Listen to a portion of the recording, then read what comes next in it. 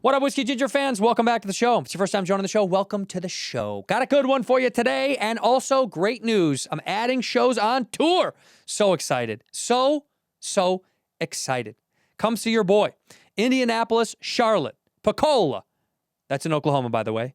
Waukee, Iowa, Omaha, Nebraska, Kansas City, Cleveland, Elizabeth, Indiana, St. Louis, Grand Rapids, Detroit, Nolan, San Antonio, Chicago, my home, Durham, North Carolina, Atlanta, Charleston, Philly, New York, Phoenix, San Francisco. We added another show in San Francisco. San Diego, we're going to add another show in San Diego very soon. And Boston, we've already added 2 more shows. Minneapolis, we're adding another show.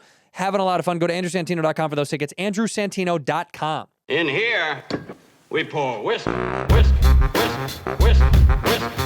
You're that creature in the ginger beard. Sturdy and ginger. Like vampires, the ginger gene is a curse. Gingers are beautiful. You owe me $5 for the whiskey and $75 for the horse. Gingers? Oh, hell no. This whiskey is excellent. Ginger. I like gingers. Ladies and gentlemen, welcome back to Whiskey Ginger. My guest today is one of my favorite people on earth. I say that for all my guests, but I mean it once again today. It's David Chang. Thank you for coming to the show. Excited to be here. Pick this up and have a little cheers. Cheers. Just a little cheers to you. A little something to wet our whistle. Mm-hmm. Very nice. You remember the first time you got drunk? I do. Give it to me. 13 years old. We got somebody's brother, my friend's brother, to buy T-Bird. T-Bird? Yeah, remember T-Bird? What's T-Bird? No, am I It's crazy? it's like a. You're only a little bit older than me. Yeah, it's like wine you'd get at like 7-Eleven. Oh. I'm thinking the world of alcohol. Yeah, it's shitty wine. Shitty wine. Yeah, it's shitty wine. And we all drank like 2 bottles of it. And you were gone. We Did slept you throw in a up? bunker. We all fell asleep in a sand trap. Yeah. At a golf course. 'Cause Really? That's where we were drinking. Yeah. People do that. This is funny. I drank next to a golf course. I drank in the forest preserve next to a golf course. My buddy Matt, shout out Matt Mitchell, we stole rum from his dad. Oh, rum's It was tough. like shitty rum, garage rum, you know? In the Midwest, we all have like, people keep stuff in their garage. So we do this thing called garage hopping. I don't know if you knew that, but like back in the day, you just leave your garage open. Kids would come and go, bikes and so we'd go in there because there was always a fridge in there and they always had shitty booze in the garage. So it was a stolen rum was our first go-to. He threw up, I think. I don't think I did. I think definitely kept it threw up. Yeah, you like did. all night, all day.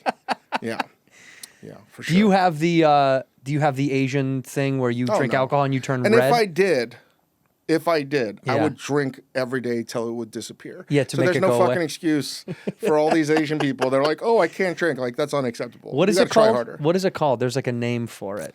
Red face or I don't No, even know. that's what they call me. That's what Asians call me, red face. No, I don't know. But people drink Pepsi or they take like a Pepsid AC and that sort of inhibits the enzyme. Sure. But it's some people have it, some people don't. I don't even understand like what makes it. I didn't do any research into it, so I know nothing about it. But I do have Asian friends that are like, I can't. I'm not gonna. Like they get like here, it's like crazy red under their eye, up to their temples. Well, I'm not friends with any of them, so Yeah, good. You're not a bitch. You're not a bitch.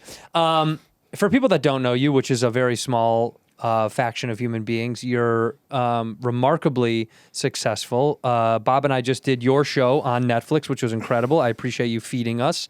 I gained 7 pounds after I'm not kidding, 7 pounds. you I guys weighed crushed it. a lot of food. It was so good, man. But you're a purveyor of fine foods, a businessman, a sweet guy. I've eaten at your restaurants before I even knew knew you. Phenomenal. And now you're off to the races with shelf ramen that you have. You've sold commercially. I mean, what's next, dude? It was 20 years in the making, right? Yeah, no, it was an overnight success. You made it overnight. And I'm not really working in the kitchens anymore. I'm still involved with it, but day to day, we have someone else running it, someone that's awesome. But I think I'm focusing on a little media stuff and I don't know, podcasting, this TV show. But I think for you, like to come from your world, I watched a documentary on the plane ride back from Budapest about Charlie Trotter. Oh, right. And How do you feel, for people that don't know Charlie Trotter, I've talked about him, I think, on this before, because the documentary is fascinating. He is such a polarizing creature, and being a kid from Chicago, it was kind of like a name that you had heard was synonymous with like a local car dealership. You know what I mean? In my mind, where you heard it so much, you're like, who is this guy? Right. When I was a kid. And how did your industry feel about that guy? For those that don't know, Charlie Trotter passed away a few years ago. There's a documentary that I haven't seen about him. It's pretty good. And I think a lot of chefs don't like watching documentaries about other chefs. Sure. Because it's very like triggering to some degree. Yeah. But Charlie was instrumental, one of the key figures in making American food, fine dining food, amazing. He was one of the first chefs to bring like Japanese sensibilities. He had his restaurant called Charlie Trotter, and he produced a lot of great chefs that worked for him. He was notorious for being old school. Old school means being a hard-ass yeller. Made beautiful food, made beautiful books, but you either loved or hated Charlie. Right. And I think he sort of mellowed out in his old age, but, you know, I've met him a handful of times. Oh, you did? Oh, yeah, I've eaten at Charlie Trotter for lunch because Chicago's got a fantastic food scene, and I was just a little bit, you know, in awe of this guy that was on Mount Rushmore of cooking. Yeah. And he never really pursued the traditional fame. He had a restaurant in Vegas? I think he had a restaurant in Vegas. He definitely had a restaurant in Cabo San Lucas. Oh, yeah, that's right. Cabo. Yeah. And he did have a terrible meal there. But he was just this figure that you had reverence for. Right. Right. An OG. And there's a collection of those chefs from, say, the 80s to 90s that really put American food on the map, and he was certainly one of them. Now, do you think that old school shit that you're talking about, the kind of brash, harsh, the tutelage that was kind of like tough shit, is that gone? It's definitely been phased out. I've certainly gotten in trouble for being a yeller, and I've always been honest about my yelling, and I'm so sorry to like all the kids that I yelled at, because that's just how I grew up. My parents, my football, all the coaches, and it's not an excuse, but you know, I just thrive in that environment. Yeah. I need to be yelled at. Yeah, pressure makes diamonds. Yeah. And that, I would think the biggest change that's happened in the cooking world, besides, say, the internet, is the professionalization. So, like, for example, do you care how, say, coworkers in West Virginia are talking to each other? No. No. Why would I?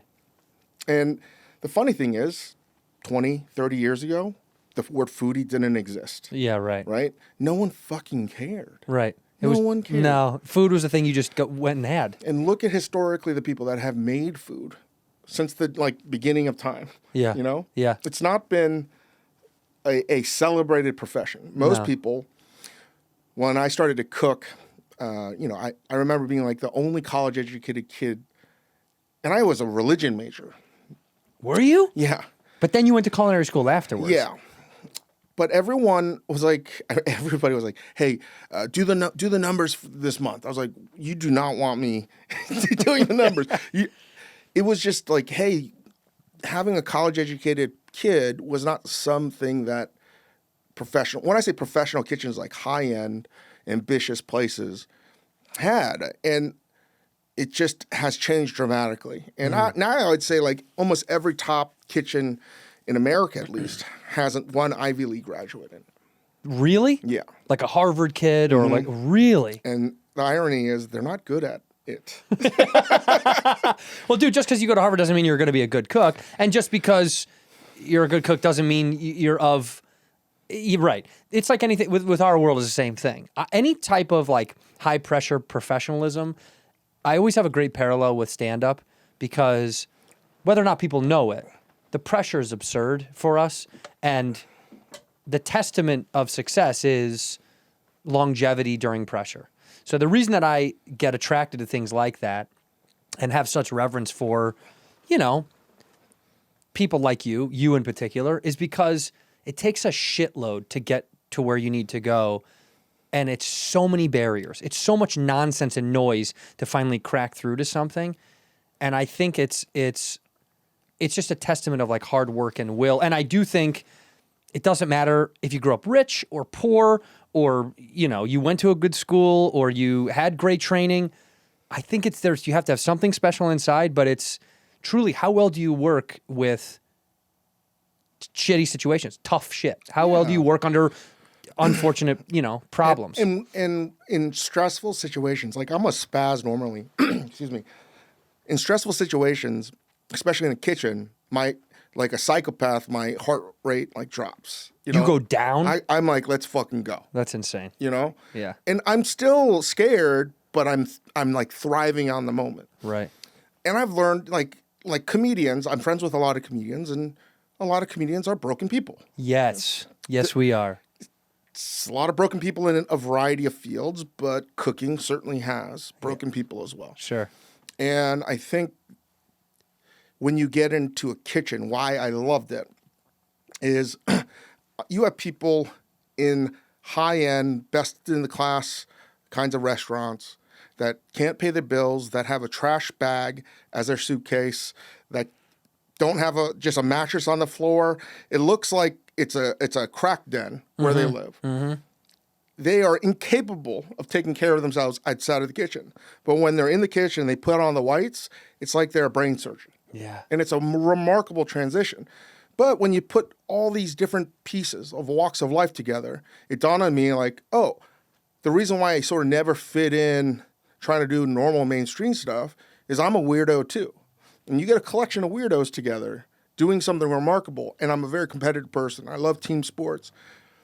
That's what like hooked me in. And I mean, the world of cooking is under a microscope now. So I think the old ways have been phased out. And I was in the transition of basically the last generation that saw the craziest shit. Yeah.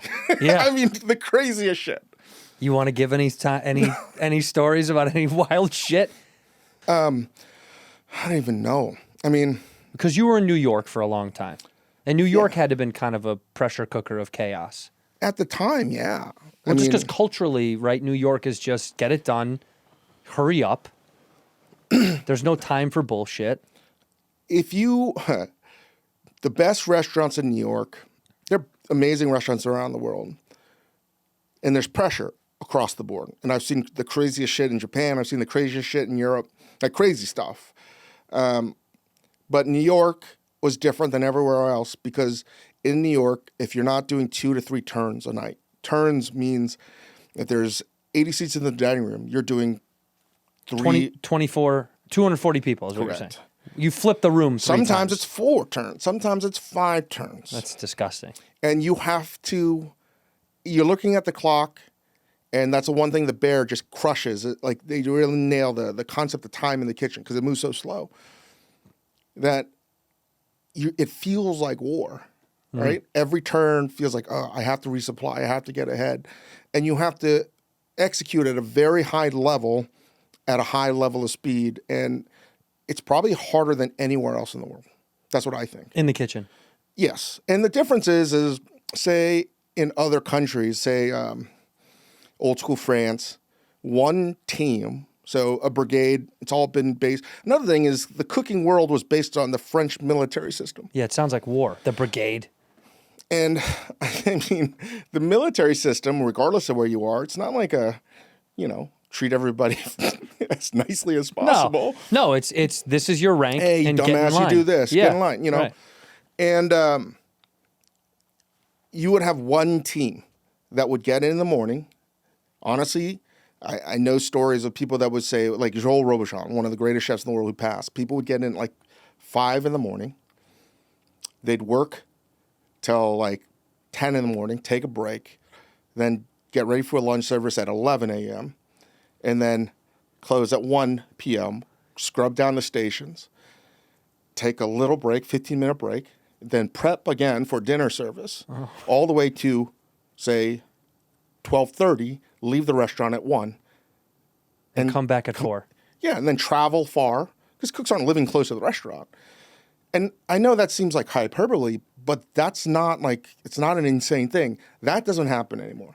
And that's a good thing. Yeah, those people are killing themselves. But it just, today, the world of cooking is a vastly different place for the better. Because it's now like a normal, it feels like not a corporate job, but it's not the way it was. Sure. You think love is lost? I would say my criticism of today is that there's so much knowledge at younger cooks' disposals that they should know and they should be better than us. Because you'd have to work at a kitchen. You know, I would have a friend who moved to France to work at Alain Ducasse's restaurant, another great French chef, at Plaza Athénée. No, he did Plaza Athénée, but before that, he was in Monaco, his 3 Michelin star restaurant. And he sent me a letter, postcard, because that's how it was back in the day. And he was like, all I'm doing is using Ajax to scrub everything. That was his job for 6 months. My God. He didn't do anything except clean the kitchen. And then it was it was a very slow trickle of gaining knowledge about how to cook something. And now you can spend time in a kitchen for 2 weeks, learn something, quit, and move to another restaurant. So it's similar to, say, like college kids in sports today that have the freedom to just transfer wherever they want. You're right. Yeah, you keep jumping around. Again, good, but simultaneously sort of bad for the quality of things. Right. But, you know, I think that the struggle for learning how to do something, you know, we'd finish work. You know, I worked at Café Beloud. We'd finish work at like 12:30, go to the bar, lots of drinking. We talk about work. We talk shit. Because that's another thing about cooking. It's about trying to hurt someone's feelings as much as humanly possible, right? That is what the humor is. And a healthy kitchen, in my opinion, is one where there's a lot of comedy. You drink, crack jokes, and then, you know, we'd be like, hey, let's go down to Wiley Dufresne's restaurant, 71 Clinton. So we take the subway down, and it's closed, and we're just reading the menu. Because there was no internet. There was no website. Right. And we talk to ourselves, like, how do you think he's doing that technique and that dish? And that bond and that struggle to imagine how something was created, I think is crucial to development. Totally. Of creatively. Yes. And now everything is like, I can watch YouTube video, I could see social media, I could look at the dish in numerous different ways. And because it's right there, it's as difficult as being a well-adjusted kid that has a multi-million-dollar trust fund. It's hard to do when things are just given to you. Right. So I don't know what's going to happen next, but it's it's not criticism. How do you try to intentionally learn the hard way when everything is like at your fingertips? When the hard way has kind of been blocked off. It's almost like that road is closed. And we live that. I mean, we live that in spades. I mean, we talk about that in comedy where, again, the comparisons I will continue to do, it's like nobody. I don't care how much you hate a famous comedian. If somebody goes, that person sucks, she's not funny, he's not funny. Nobody that's making it at a large scale just walked through. It has never happened. It will never happen. It's impossible. You have to have a long-standing strife to get into the game and to stay in the game, then get recognized, then get promoted, then gain fan base. It's almost impossible to do that, particularly for our generation. Now, it's different now because the internet gets people fan bases quicker, for sure. But what was so important, I think, when we were young was gathering together at Cantor's or at Swingers or Greenblatt's and talking shit and eating food at 2 a.m. You know, I want to know about that. Did you see him do that set? And it was kind of the same thing. And I'm not saying like our way was better, but in the old, I hear my dad and me going, it just made you stronger of a comic. It made you stronger, made these relationships better, created a community. Like it did all the same things. And it's changing now for us because the internet has given weight to quickly seeing someone and developing. And, you know, and that could be a good thing if they really put in the effort. But, yeah, it doesn't have that It doesn't have those speed bumps. Right. Maybe I'm jealous. Yeah, because, a little you know, jealous, I'm yeah. jealous. Yeah. And I don't want anyone like, oh, you're just, no, I just, that's just how I learned it. And I don't understand how I would do it today. Me neither. Oh, no, I don't know either. Yeah. But like, I talk to my friends that are comedians, and they are perplexed as the younger generation that are working jokes on social media. Yeah. And they just don't know how to make it work. Yeah. That they're growing up building an audience in a completely different way. Yeah, And at a yeah. much faster pace. 100%. It's quicker. Now yeah. the question I have for you is, do you think they're better today, the younger generation that are starting out, than when you started out? It's tough. It's just, yeah, I don't know. I think it's probably just, comedy is so a moment in time. So what's funny then, it doesn't necessarily mean it's going to be funny now. And so the problem that they face that I think is harder for younger comics is maybe the same thing with younger chefs. The internet is faster than you'll ever be. So whatever joke that you think is great or whatever bit or take or whatever that you've got, the internet's taking it right now. It's got it, I promise. Especially if it's something social, if it's political or a news story or like the Titanic, the guys that died going to see the Titanic. There's been 1,000 people that wrote memes and jokes and bits about that before you could even try it out on stage. So the problem is they're facing, the competition is the digital ghostland. Who knows who the fuck wrote it, who started pushing that joke around, and it circles faster than you could ever get to it. So their challenge is, how do you stay super original when the internet is funnier and faster than fucking everybody? It's so fast. A kid in Virginia can write a joke today about something that just happened about J.D. Vance. You could try to go do that on stage tonight and try to work that into a bigger set to build an hour. It's already gone away. Like I think that's the hardest thing that young generation faces is, unless you are uniquely you and your own voice and opinion and viewpoint on the world, the internet's quick. It's so fast. That's crazy you just said what you said. Uniquely you. I Yeah. say that shit all the time. I think the best thing that happened to me was I wasn't in food. I didn't have this epiphany that I need to be a chef. I did a variety of jobs. I did so much different shit. What's the worst job you had? Oh my God. Summer camp counselor for a muscular dystrophy camp. No. Yeah. No, dude. Yeah. What? How did you land there? Did you have someone in your family with muscular dystrophy? No, it's a longer story of how I went to a Jesuit high school. I had to. And Mom and dad were like, you're going to yeah. Korean And immigrants, yes? I just had, yes. Yes, And yeah. I had to take care. It was the saddest thing. Yeah. The saddest thing. It still is one of the saddest, most depressing things I've ever been a part of.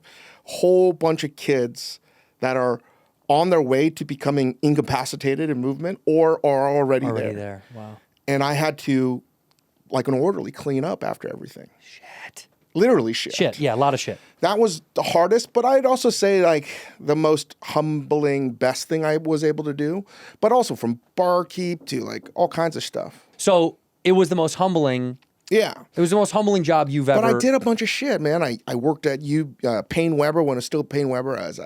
I tried to get a job in finance, but my grades were too fucking bad. I taught English in Japan. Like there's a book called Range by David Epstein, and it's fantastic because I didn't realize that like my life, as long as you keep on fucking moving and doing shit, and not being a wuss about it, and falling flat on my face all the time, it gave me a wealth of failure. I failed fantastically.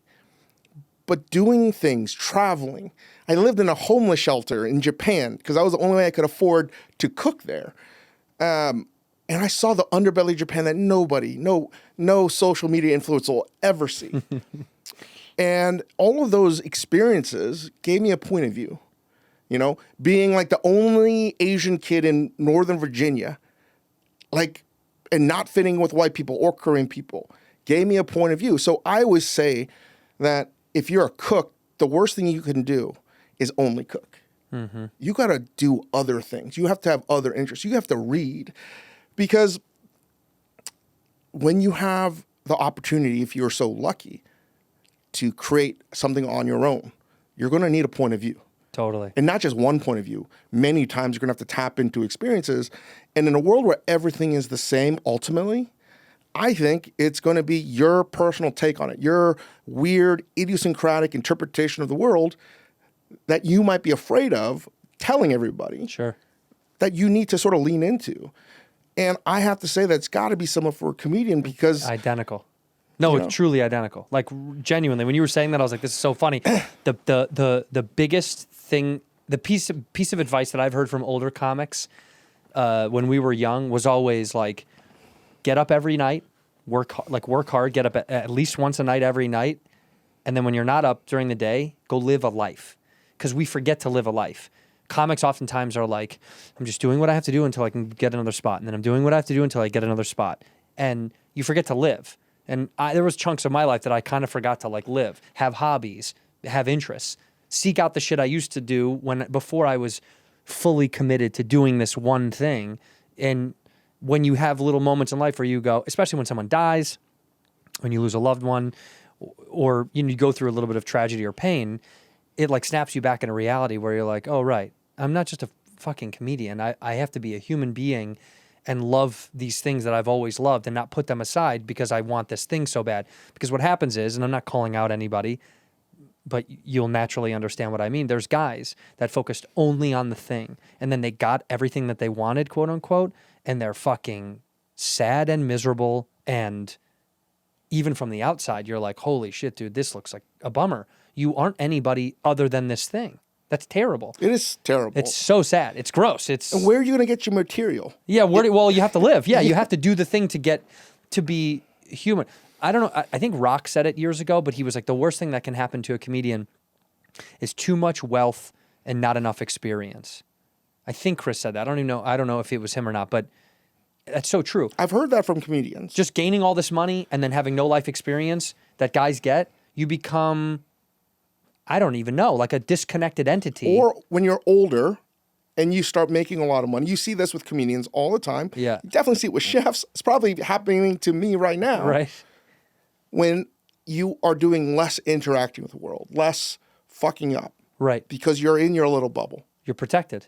And you have less input coming in. Mm-hmm. And what are you going to make jokes of? Being a rich guy? Mm-hmm. There's only so much you can do, which I've heard my friends say like, well, that's why they're not funny anymore. Right. They lose the thing. You lose the thing. There's a way to do it, to stay, the biggest guys in the game can still stay within themselves as long as they have lived experiences. They're still human and they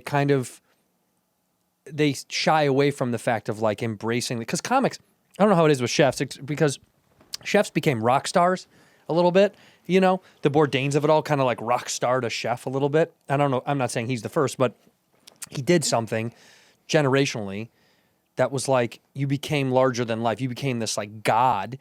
And I think what's scary is when you start to believe all your own bullshit and eat all your own hype, you just totally lose track of the fact that it's like, you're just some fucking dude that's good at one thing. And listen, like I was really close with Tony and I got to see a side that a lot of people probably wouldn't know, but he got so famous that ultimately he became sort of semi-agoraphobic. Like he lived in a Time Warner Center that was the big Columbus Circle. Yeah, that's insane. And he was eating at those restaurants inside. He never left when he was in New York. He just stayed at his because where was he going to go? Everywhere he went, he was like the Beatles, Yeah. And were you with him during that time too? I tried to give him space. I saw him once, and I needed his advice, and it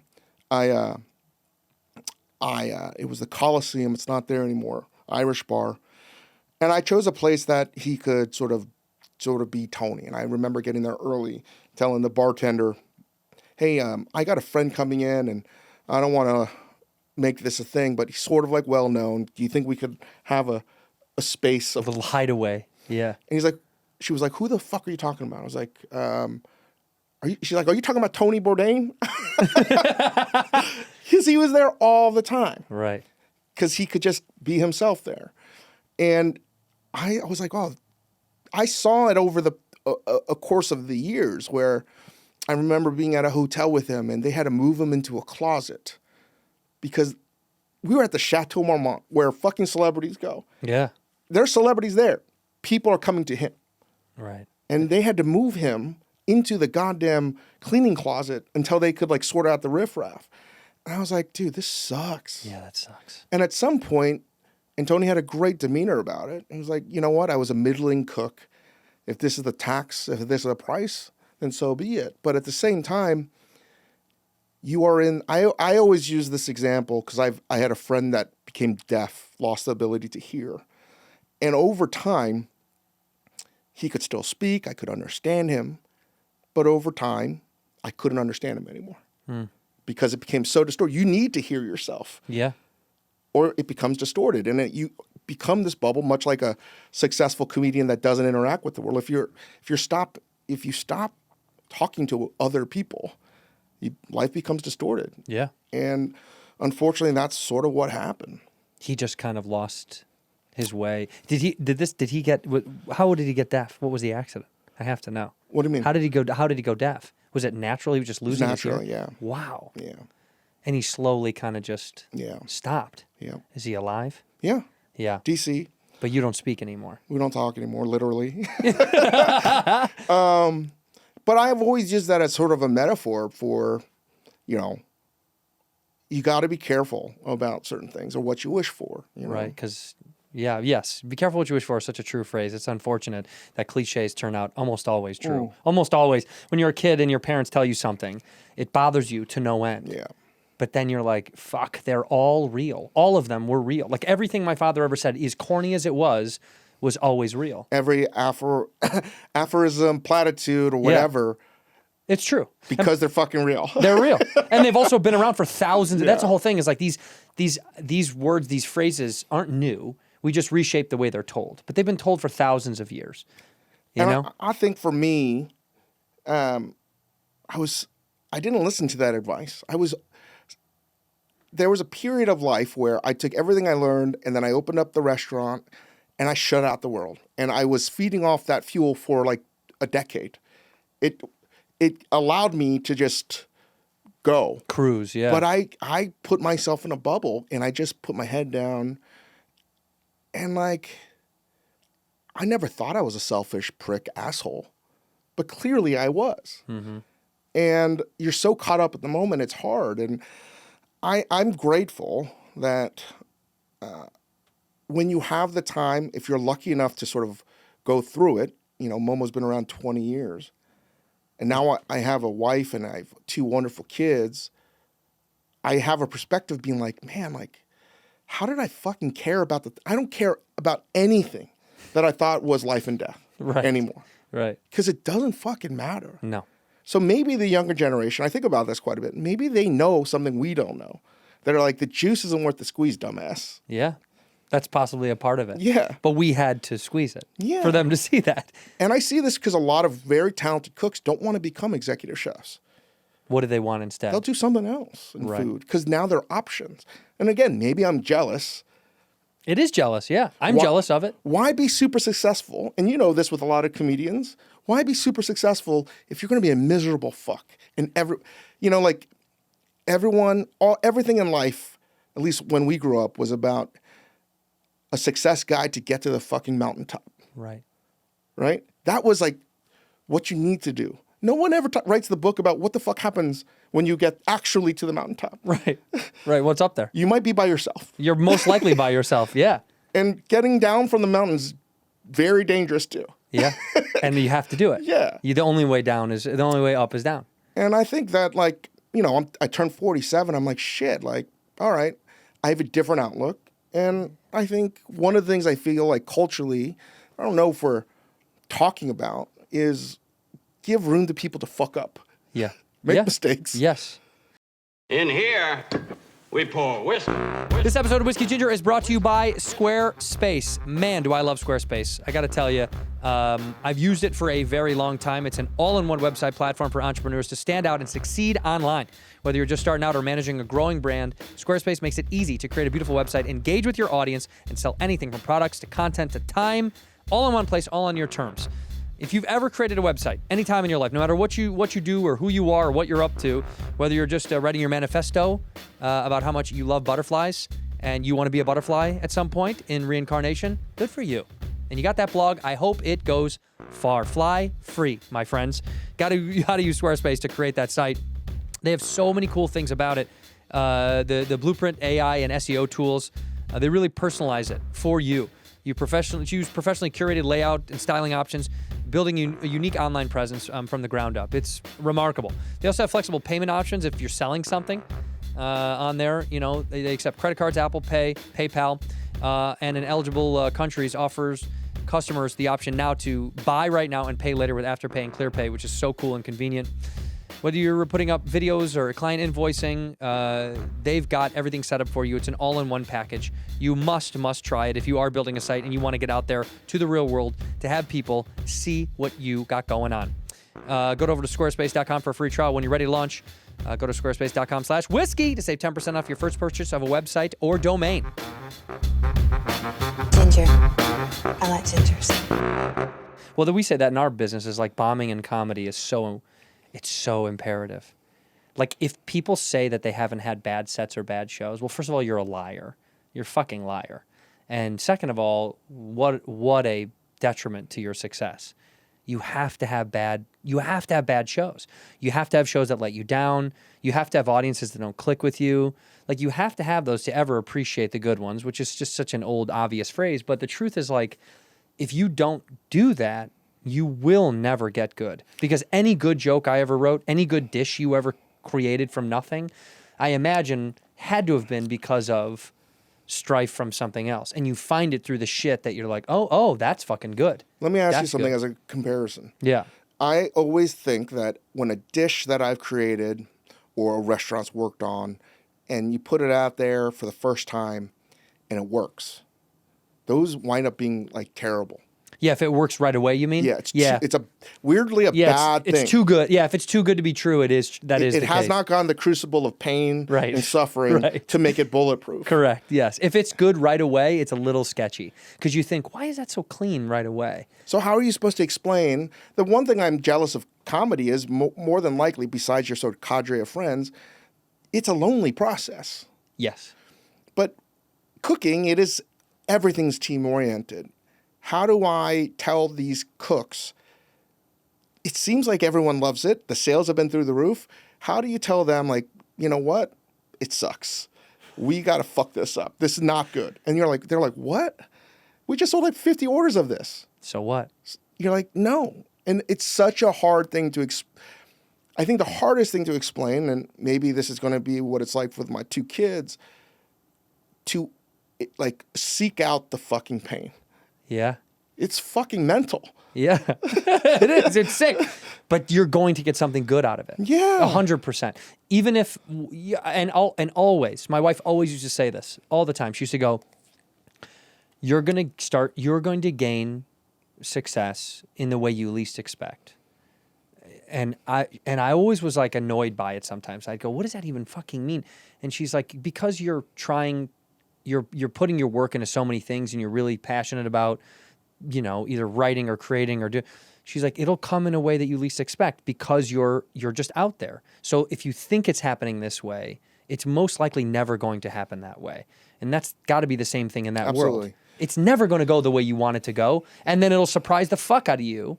When it does, you go, oh God, if I guess I never knew that was, because you'd always just been working towards it, but your vision was big, but you think there's this one shot, there's this one way to get through the machine, but it's definitely not. That's why when you try to go at it the hard way, inevitably, you make room for the win. What about this idea where maybe you're at, or I don't know, like, I felt like there was always some kind of agency that I had the ability, even when things were going south, the plane was going down, that I was going to find a way to land the fucking plane, right? Oh, yeah. That I had agency, that I could have self-fulfilling prophecy. Now, I realize I was just lucky. Some of it for sure. There's been a lot of hard work, but so much of it is luck. A lot of it is randomness. Yeah, randomness, right, yeah. And when I think about it that way, I'm like, it takes away a lot of I did a fucking awesome job. Right. You did a good job. It's amazing for me to think that way because I have to beat myself up. You know, Sure. I mean, you deal with a self-flagellating, self-hating Korean all the time, and Yeah. Bobby, it's like part of it is our culture. Like we think we suck all the time. Yeah. Well, he does suck. You don't. That's a big difference And between the two by of the you. way, Bobby, don't fucking get mad at me. No, Bobby will be mad because you're here. Yeah, and I had to postpone doing his other podcast. Well, I don't even know what it's called. Don't worry about it. And I know he's gonna be like, fucking Chang. No, but so what? But it matters to me because there's very few Koreans. I know, but he's fine. Don't worry about Yeah, Bobby. He'll be yeah. perfectly fucking fine. I think, by the way, you are one of the best friends. As an example, I know your podcast is called Bad Friends. Yes. But you are one of the best friends to Bobby that I've ever seen anybody be a friend to. He means a lot to me. I think also because if without getting into the deepest levels, because I've talked about it very much publicly, but I love him a lot as a human being because we connect on a way I couldn't explain. In the way that show works, the reason that it got successful is because him and I are so similar and so different at the exact same time. It's like accidental harmony. It's like we didn't really realize we sang at the same pitch until we heard each other. We were like, oh my God, it's so funny because our comedy is so different. Our lifestyles are so different. And I think more importantly, I appreciate you saying that, but the reason that I'm so close to him and he is a brother to me, because I see who he really is. I know his real heart and his struggles. I grew up with. I was a child of addiction, so I know it so well. And I have a different space in my heart for people that struggle with addiction because it was a part of my life. And it just makes you care a little bit more for some reason. You know what I mean? I just think it does something to you because you feel closer to it. And also because it's something about that fucking asshole. I don't even know. Sometimes you just connect with people in a way. We didn't even understand why either. It just kind of like was organic. That's a beautiful thing. Man. Yeah, I love him to death. I mean, I wish he was Japanese and not Korean, but that's something that we can't. By the way, when you were living in Japan, because I visited Japan once and I want to go back, there is this underbelly that I don't think people understand. People kind of like somewhat hear about the world maybe, but they don't really know about it. But I had a friend that taught English overseas as well. And, you know, you kind of hear these stories, these like really dark, like the normal ones that people hear are like, Japanese businessmen have to drink with their boss and they black out and you see them on the fucking subway or on the street, which is also pretty tragic. If you've ever seen photos of this, it's human torture. It's insane. But the darkest parts, these sections of Tokyo that are run by the Yakuza, I mean, that's got to be which are run mostly by Korean people. Yeah, that's even Because fucking Yakuza more are crazy. mostly run, I wouldn't say mostly, a lot of top positions are run by Korean people that have Japanese names. Did you have any run-ins with any of this? At the time I lived there, you knew who they were because they would park their European sports cars at like an angle on like the median of a sidewalk. And because no one would say shit. Yeah, and they have their tattoos and their, flashy suit, and you're like, well, that's Yakuza. Right, it's You gotta know be. that. Right. And I also lived in the bumblefucks of southern Japan, and you see like punk Yakuzas on their dirt bikes, causing ruckus. And, that's not really the problem for Japan. Like, Yakuza does an important thing for Japan. They do all the dirty work. Right. They take the trash. They do gambling. But everything in Japan is a loophole, right? Pachinko. My family's life is very similar to that book, Pachinko, by Min Jin Lee, I love her. Pachinko, you play the pinballs, basically pinballs. You collect these pinballs. It's like Chuck E. Cheese with tickets. And imagine Chuck E. Cheese is you get your big stuffed teddy bear, but that stuffed teddy bear, when you make two rights, a left and another right, and you go to this little cubicle in the street and you give them this stuffed teddy bear, you get $1,000. Wow. That's gambling because it's illegal to gamble. Right. But not illegal to give a teddy bear. That's genius. Yeah. Yeah. And all the salaryman stuff and the drunkenness, it's also sort of fun for a tourist because you can get like a mini keg in a vending machine. Right. That's insane. It's like, insane. It's amazing. Yeah. But for me, what I saw was, and I have this crazy history, my family and Japan, because Japan ultimately sort of colonized and took over Korea. Like my grandfather, my mom's side was basically Japanese. Many family members on my side were Japanese. I feel more comfortable in Japan than I do in Korea. Really? Yeah. Wow. I just do. Yeah. Culturally, you Culturally feel? too. Yeah. Because I'm just never, my whole life, I've never fit in at any place. But what was like crazy for me when I lived there, because I lived in a, I don't even know how to describe it, like a 12-floor building. 8 of those floors house homeless people. The restaurant on the first floor, which is how I got there, was run by homeless chefs that were super talented but had drinking problems. I could talk about this all day long, but ultimately what I saw was at the time, we're talking like 2000, there's no programs in Japan that I know of that were to rehabilitate homeless people or to give them aid, right? For the most part, and people could say that I'm wrong, but I was there,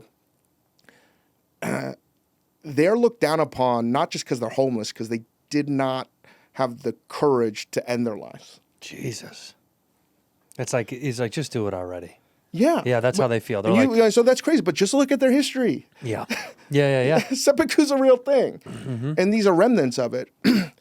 And a lot of these people that I was with, or college professors at Tokyo University, like really well-to-do, but life goes sideways sometimes. And I saw like the deepest, darkest, saddest shit. And like, just sweep it under the rug. It doesn't exist. There's so much crazy stuff. Like, for the most part, if you're in Japan, the train system is amazing. It is, yeah. Like, if you're late for work, you have to give a receipt from the train station that the train station was actually late. Because you can't use that excuse that the train was late. Right. But what I learned is, this gets pretty dark quickly, you can't, I would say not all the time, but most of the time, trains were late because somebody killed themselves in front of a train. It was that frequent. Yeah. Jesus. It's wild. Yeah, that's absurd. And I was like, one time I was in a place and all of a sudden I was like, why do they change the colors to this beautiful pastel? It's like very bright. And they're like, oh, it's hopefully to change somebody's like worldview about. Oh, wow. And that's just how dark Japan is. Yeah. And I think, again, that's an experience that I lived with that, like, you couldn't tell me like, hey, when I went to Japan, I didn't know I was going to live with homeless people. Right. It wasn't a goal. It wasn't a goal. No. I wouldn't live there. There's no way I would have signed up to do that. Right. No way. But I'm glad that I did. It sucked, but I'm glad that I went through it because it gave me a sense of humanity that I would not have experienced before. And I learned a shit ton. The chefs there were fucking amazing. Yeah. Yeah. Did you have I'm interested in the DC of it all. Like, I feel like this is the darkest show you've had in a while. no, it's great. Are you kidding me? No, it's amazing. When growing up in DC, when you said that, it kind of stuck out when you're like, you didn't fit in with Asians or whites or anybody in DC. Did you find a circle, or were you just kind of like a loner when you were young? Were you someone who was just kind of like, leave me alone, I do my own thing? No. I always wanted to fit in, but I never fit in. But what do you think it was? I think it was because I was playing golf all the time. My Really? dad, I mean, I know you're into golf. I'm a big golfer. You hate it. I can't play it anymore. I tried to pick it up again during the pandemic. I got back surgery recently, so I think it's out for a while. But I don't love it anymore. Because of your I dad. actually never loved golf, I don't think. I love beating the shit out of people. Right? It's an amazing feeling. It's an amazing feeling when you're like 10 years old and you're beating like a 35-year-old man. Yeah, that's awesome. It's incredible. Awesome. It's incredible. You watch someone's soul crumble. It's great. Yeah. But your father loved it. You didn't love it. I was forced to. I always say my dad was the first Korean person to yell at a child on a golf course. He was number one. For sure. Yeah. Now you see a bunch of Korean parents trying to yell at their kids. Sure. They want to yell, but they can't anymore. Right. Did your dad have aspirations of you? Oh, I was supposed to be a professional golfer. Full stop. Yeah. And how far did it go? Won a few tournaments, traveled a lot for golf, and I burned out. Age 13. You were like, it was that day I got drunk. I think that changed everything. No, I just, there was a lot of pressure, and I think another thing is other kids started to get better. You know, you were slipping away. I was slipping away. I think that was part of it. I think naturally I'm very fucking good at golf, but the head game started to catch up with me. Well, that's all it is. Yeah. Yeah, that's the biggest flip of all. When I was not conscious of what I was doing, I was beating the crap out of everybody. Right. But then when I started to understand, it just became too much, and I became a head case about it. Dude, that's what they say, right? They say there's only two kinds of really good golfers. They're either extremely stupid or they're remarkably intelligent. Because if you get in your way, if you get in your own way mentally and you start actually thinking about the game and what you're doing, you're fucked.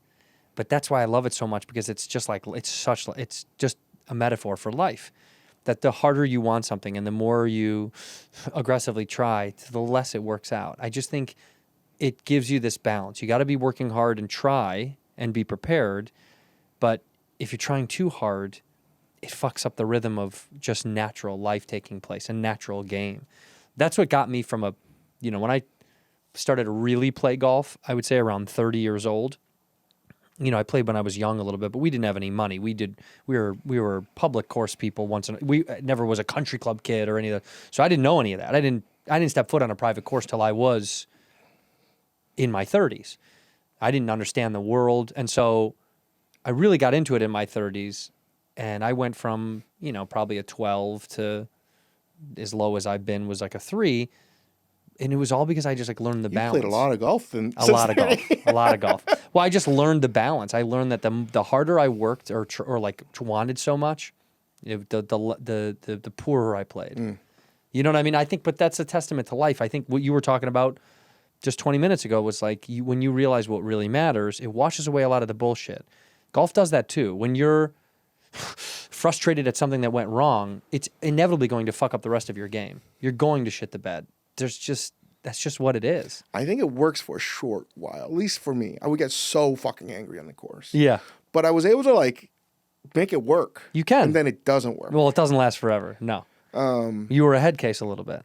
Was your dad a head case? No, but he was mean as fuck. Was he abusive? Yeah, fuck yeah. What Korean parent? Yeah, what is this? Every Korean parent, it's like... I don't want any white people to be like, oh, I don't understand. Like, no, you will never fucking understand. No. Some of us good whites got hit. The good whites got hit. No, our parents were... our parents, our generation, I guess, too, was definitely getting cracked. We got cracked, for sure, and that's a part of it. But when I hear Bobby tell stories about his dad... Yeah. It was insane. When Bobby talks about the shit, or when his mom's on I'm like, oh, there's so much of relatability. Right, because you feel like that was just a common thread because their parents were like that. That's just what they knew. But you guys were the first generation to finally break the shit. You're not going to do that to your kids. No. Which is the problem sometimes. Yeah, you should be smacking these kids. They're getting out of line. It'd be so much easier, I think. No. Well, because they have such a... Well, do you ever get afraid because you're as successful as you are that your kids are never going to have a quote-unquote normal upbringing? Like they live not in the shadow. I feel like it's one of the reasons we left New York. To get them out of... Not the New York state of mind, but it would be harder to... No one cares about me too much in LA. They care about scripted actors and comedians, whatever. And no, they don't care about me at all. But I know what you're saying. But it's just LA's not I give a shit about a chef world. Right. In New York, they do. Right. Yeah. You're more of a figure there. Yeah. I would, not the... Here you're more of a businessman, almost. Yeah, well, they don't... it's not a problem. My kids, I don't think... we only have one restaurant right now here. Like, they don't have to be in that world of... Sure. And I tried not to... one time somebody was like, can I take a photo with you? And that's when I get pissed with one of my kids. Sure, yeah. But I'm trying to be better, to not show anger in front of my kids as they're like, why is dad fucking mad? And I remember my son being like, why did he want to take a photo of you? It's like, what the fuck? Your son is like, I hate pictures with you. I never want to take pictures with dad. No, I think it's even like cooks, right? Like today, chefs today, Korean, second generation, it's not really a choice, right? It's it's a long process to realizing you have to be better. Right? Right. You know it, but it's like anything else. Knowing and doing are very fucking hard things. Oh, they're very different. And now I think, again, like, you know, the cliche of having kids changing your life, it's true. It's like, shit, like, I can't, you know, and I'm not the person I was, thank goodness, but I'm definitely not my dad. Right. There's not a chance in hell I would ever treat my kids the way my dad treated me. No. That would just, I would be in jail. Right. Yeah, 100%. Child Protective services would be there, they'd be on you. Is he alive? No, he passed. And your mom too? My mom passed. Yeah, they both passed during the pandemic. But when my dad passed at the funeral, and that was weird. I don't know if you were at a funeral during the pandemic, but everyone was like 6 feet away. It was fucking weird. That's awful. My mom gave a brief eulogy, and in a broken English said, "Your father was a terrible husband and a horrible father, but I loved him anyway." That sums it up. That's Korean parents, yeah. Yeah. Yeah, but I'm sure there are remnants of him. Like, what's your best memory of your dad? You know, it's taken a lot of therapy to understand that we're all fallible. We make mistakes. And he came to this country from war-torn Korea, and he worked in the restaurants, not as a cook, and he fucking hustled his way. He never had somebody telling him everything's going to be okay. You know, people were dying left and right in his life, fucking starving all the time. And somehow he made it work and hustled his way. And I think when I have 2 older brothers, and they were like, "Dad is a son of a bitch right now, but when you get older, he gets cool." And I was like, whatever. I don't even understand what you're talking about. I turned 21, or maybe I turned 18. He knew I had a fake ID and I was 18, but he sent a car to pick me up in college, and we went to Atlantic City. Oh shit, that's cool. And it was the first father-son moment I ever had where he was just trying to be cool. Yeah. And he taught me how to gamble. He taught me how to play craps, taught me how to play blackjack. Because like this was the first time, it was like playing baseball catch with his son. I never did that shit with my dad. Right. It was the first time. So it began for me to understand, like, oh, much later on, that he was just trying to relate. He's got 4 kids born in this country that it was just impossible to understand. So I think I've forgiven him in a lot of ways. In some ways, I hate him more. But I think overall, like, that's just fucking life, right? Yeah. So, you know, I think the best memory was probably when I went gambling with my dad. Yeah. It was in Hong Kong we did it, or in Macau, in Vegas. And that was the only time, it happened like maybe 4 times where I was like, oh, like my dad's like my boy right now. Mm-hmm. That's my dog. Yeah. Yeah, not my dad. Yeah, Not my right. dad. There's a separation. Yeah. I mean, those are important things to hold on to, because I know all that other shit is tough. But it just does, it inevitably makes you a better dude. I mean, for as limited as I know you, you know, you do seem like a really solid, like, well-to-do person. Like, you've lived enough shit where I just feel like you know what's right and what's wrong. And that's kind of partly because he was fucking an asshole. I mean, sometimes that's what it takes to, like, learn. You know, when you meet people that kind of just don't get social, these understandings where you're like, how do you not understand that? And I think it comes from a place of, like, tough, shitty learning, tough love type of shit. You learn to just kind of deal with it, work around it, just get it done, just do it. I think it helps sometimes. As unfortunate as it is, I don't know, Bobby has that in spades too.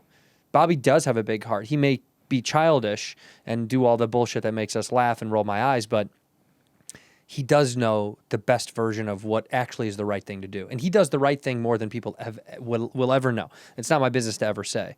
But he does things for people that no one will ever hear about. He's a mama's boy. He's a fucking little mama's boy, yeah. Has Bobby ever talked about, because this is how I feel sometimes, at least because, you know, I have had so many employees too. Like, I was like, oh, fuck. A realization was like, I think I'm turning into my dad. Oh, yeah. You're like, fuck. Yeah. This is not acceptable. Yeah. Holy shit. No wonder they fucking hate my guts, Right. you know? And it takes some time to realize. I always use this example for myself. It's like when in that moment when you're with your friends or you're with a group of people and you're like, who smells bad? Who's got that terrible stench, right? And you're like, who is that person? And then you're like, it's that person. And you're like, no, it's that fucking person. And then you realize, no, I'm the fucking smelly person. Right. It's me. I stink. I stink. Yeah. And that's that moment of humility and embarrassment. You're like, oh, fuck. You're like, I am my fucking dad. Right. I got to change shit. Yeah. Yeah. Well, you seem like you seem like you're a level cat. And by the way, when you said you only have one restaurant, you don't have two. You have two here now. We're opening another one in Right. Century City. We won a major. I think we're opening something in. We're opening a Fuku in crypto.com. But Momofuku is going to be in crypto. No, a Fuku, a chicken sandwich shop. Oh, Fuku. But we're opening up something called Super Peach in Century City. But I'm not going to be involved with the day-to-day. We have an amazing team. So that'll be opening up in the next year, hopefully. And Major Domo. Major Domo in downtown. Yeah, it's great. Yeah. I went with my old manager back in the day. I had the tomahawk, with the bone. Right. It's great, man. It's great. I asked to take it home, and my wife was like, why would you take it? I'm like, for the dog. She's like, don't bring that fucking thing to the house. Like, what a stupid fucking thing to lug around. I had a couple of drinks. I was like, what do you mean? This is great. The dog's going to love this. She's like, shut the fuck up, dude. Don't bring that back to the house. I was like, okay, fine. Well, look, I had a blast on your show. You guys were so much fun. It was awesome, dude. It's such a fun experience to have, to change the world. As a guy who has a little crush on your world, I've always kind of from afar just really enjoyed the world of chefs with personalities. The world does. Everybody likes it, but it's just kind of cool when you can kind of feel the food. You feel the person through the food a little bit, as corny as that sounds. But when you eat certain people's meals, you're like, I just get it. I felt that way when I had Alinea for the first time in Chicago. This is a great story, by the way. My mom, I had a little bit of money, and I was like, I'm going to treat my mom to her. I'm not going to say what number birthday. She'd be like, don't fucking say one. But it was a special birthday for my mom. And so I reserved at Alinea in Chicago for me, my wife, my mom, and my dad. And this is how fucking stubborn my dad is, because we left the city years ago, and they live out in the suburbs.